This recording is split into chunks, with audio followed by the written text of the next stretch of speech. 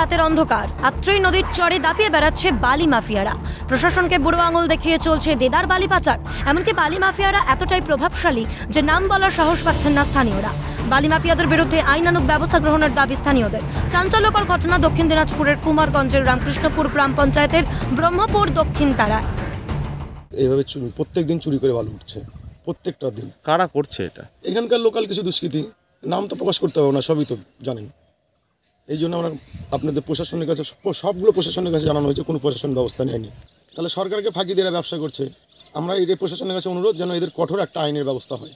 প্রতিদিনই তোলা হচ্ছে, প্রতিদিন সকালবেলা করে বাড়ি তোলা হচ্ছে, বিকালে দুপুরে ঠিক নেই, সারাদিনই চলছে। কত গাড়ি করে তোলা হচ্ছে? মোটামুটি ধরেন 15টা, 20টা, 10টা, কোনো দিন। স্থানীয় সূত্রে খবর, টেন্ডার প্রক্রিয়া ছাড়াই গত 15 দিন ধরে সরকারি রাজস্ব ফাঁকি দিয়ে অবাধে চলছে বালি উত্তোলন। অভিযোগ, পুলিশ প্রশাসনকে জানানোর পরেও অবাধে চলছে বালি চুরি, কোনো ব্যবস্থা নেয়নি প্রশাসন। তবে কি পুলিশ প্রশাসনের মদতেই চলছে বালি চুরি? সরকারি রেগুলো ফাঁকি দিয়ে এরা বালি তুলছে।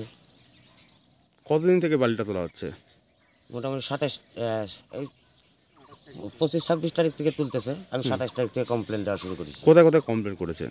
আমি বিডিও সাহেবকে কমপ্লেন করেছি, বিএলআর সাহেবকে কমপ্লেন করেছি, পঞ্চায়েত প্রধানকে কমপ্লেন করেছি, পঞ্চায়েত সমিতির সভাপতিকে কমপ্লেন করেছি। প্রশাসনের কাছে অভিযোগ করে কোনো ব্যবস্থা হয়নি। কি মনে করছেন, এদের সঙ্গে কি প্রশাসন জড়িত আছে হিসেবে? তো এখন তাই তো বোঝা যাচ্ছে, নাহলে প্রশাসন কেন আসবে না? ঘটনাস্থলে সংবাদ মাধ্যম পৌঁছতেই উধাও বালি চোরের দল। তবে কি গোটা এলাকা জুড়েই দুষ্কৃতীদের নজরদারি? পুলিশ, সাংবাদিক বা ভূমি সংস্কার দপ্তরের গাড়ি দেখলেই সতর্ক করে দেওয়া হচ্ছে পাচারকারীদের। যদিও অভিযোগ অস্বীকার স্থানীয় তৃণমূল নেতৃত্বে। পাশাপাশি অভিযোগ খতিয়ে দেখে ব্যবস্থা গ্রহণের আশ্বাস জেলা শাসকের। খনন করছে, ইতিমধ্যে বিএলআর অফিস থেকে প্রতিনিয়ত মনিটরিং হচ্ছে এবং তারা চরে যাচ্ছেন, কে তুলছে না তুলছে, ইতিমধ্যেই কয়েকটা গাড়িকে ধরেছেন। এটা নিয়ে ল্যান্ড রিফর্ম এলআর দপ্তর থেকে আমরা ইন্সপেকশন রেড প্রোগ্রাম শুরু করেছি। গত কয়েকদিন ধরে রেড প্রোগ্রামগুলো আর একটু বেশি করে শুরু হয়ে গেছে। তো এই পার্টিকুলার কমপ্লেন্ট এবার অন্যান্য কমপ্লেন্টও ওটা দেখা হবে।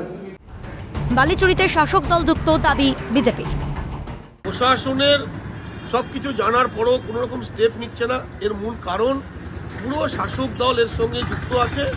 এলাকা ভিত্তিক তাদের কিছু গুন্ডা মোস্তান, তাদেরকে লিস্ট দিয়ে দেওয়া হয়েছে সেই এলাকার বালি তোলার জন্য। যারা নির্বাচনে শাসক দলকে রিগিং ছাপ্পা করে জিতায়, তাদেরকে সান্ত্বনা প্রাইজ হিসেবে এই জায়গাগুলো তাদেরকে ছেড়ে দিয়ে রেখেছে। রাজ্য জুড়ে চলছে অবৈধ উত্তোলন, মানা হচ্ছে না আইন। প্রভাবশালীদের ছত্রছায়ায় থাকার ফলেই কি বেপরোয়া বালি মাফিয়ারা? দেখেও না দেখার ভান প্রশাসনের। তবে কি সর্ষের মধ্যেই ভূত? প্রশ্ন উঠছে।